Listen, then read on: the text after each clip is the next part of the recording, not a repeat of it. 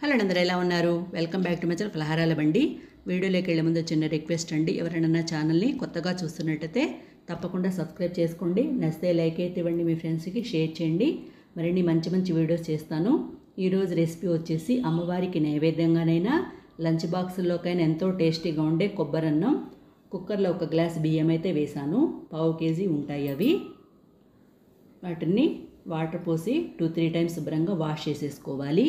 తర్వాత వాటర్ని పారబోసేయండి.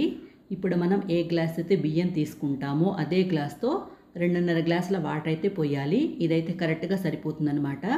2.5 గ్లాసుల వాటర్ పోసిన తర్వాత దీంట్లో కొంచెం నూనె అయితే వేస్తున్నాను. నూనె వేయడం వల్ల పొడి పొడిగా వస్తుంది, ప్లస్ కుక్కర్లోంచి అన్నం పొంగకుండా కూడా ఉంటుందన్నమాట. ఏ రైస్ అయినా కానీ ఈ విధంగా మనం నూనె వేసుకుంటే పొడి పొడిగా వస్తాయి. ఎంత పొడిగా ఉంటే అంత బాగుంటుంది అన్నం అనేది. ఇప్పుడు మూత పెట్టేసి స్టవ్ మీద పెట్టేసి 5 విజిల్స్ రానివ్వాలి.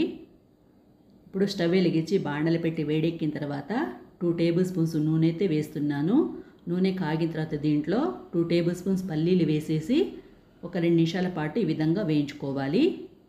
మరి పూర్తిగా వేయకూడదు. కొంచెం వేగిన తర్వాత ఇప్పుడు దీంట్లో 1 స్పూన్ పచ్చెనపప్పు, 1 స్పూన్ మినపప్పు, 1 స్పూన్ ఆవాలు, 1 స్పూన్ జీలకర్ర కూడా వేసేసి వీటన్నింటినీ కలిపి వేయించుకోవాలన్నమాట. సరే, ఒకసారి మిక్స్ చేసేసుకొని కలర్ మారేంత వరకు ఈ విధంగా వేయించుకోవాలి. చూసారు, ఈ విధంగా వేగినాయి కదా. ఇప్పుడు దీంట్లో 1 టేబుల్ స్పూన్ జీడిపప్పు అయితే వేసి 1 నిమిషం పాటు అలా వేయించుకోవాలి. జీడిపప్పు ఏంటంటే తొందరగానే వేగుతాయి, అందులో నూనె కాగుంది కాబట్టి తొందరగానే వేగిపోతాయి. చూసారా, ఇవి వేగనే కదా. ఇప్పుడు దీంట్లో కరివేపాకు, ఒక 4 పచ్చిమిర్చి ఇలా చీలికలు చేసి వేసానమాట. అవి వేసి ఎండుమిర్చి కూడా వేసేసి ఒకసారి మిక్స్ చేసేసుకొని ఒక 2 నిమిషాల పాటు పచ్చిమిర్చిని కూడా వేయించుకోవాలి. పచ్చిమిర్చి మగ్గితే ఏంటంటే కారం రాకుండా ఉంటుంది, పిల్లలు కూడా తినగలుగుతారు. చూసారా, ఈ విధంగా కలర్ మారేంత వరకు వీటన్నింటిని వేయించుకున్నాం కదా. ఇప్పుడు దీంట్లో కొంచెం ఇంగువ అయితే వేస్తున్నాను. ఇంగువ ఫ్లేవరే చాలా బాగుంటుంది.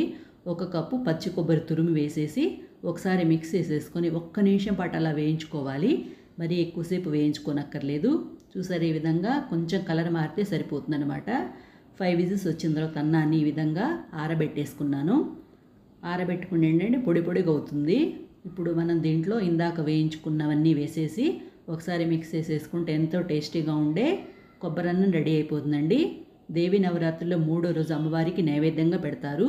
మనం ఆ రోజు పొద్దున్నే ఇది చేసి పెట్టేసుకున్నామంటే పిల్లలకి లంచ్ బాక్స్లో కూడా ఇచ్చేయచ్చు. అమ్మవారికి నైవేద్యం పెట్టిన తర్వాత మీరు తప్పకుండా ట్రై చేసి ఎలా వచ్చిందో కామెంట్ చేయండి.